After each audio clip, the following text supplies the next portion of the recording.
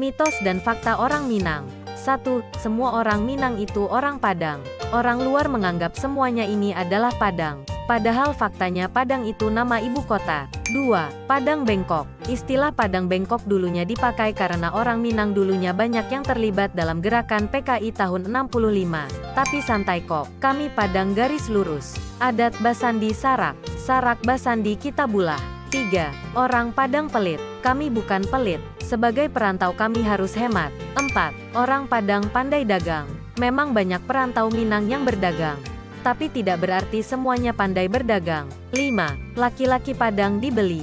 Faktanya hanya orang Pariaman yang punya adat ini. Bukan semua laki-laki Minang. 6.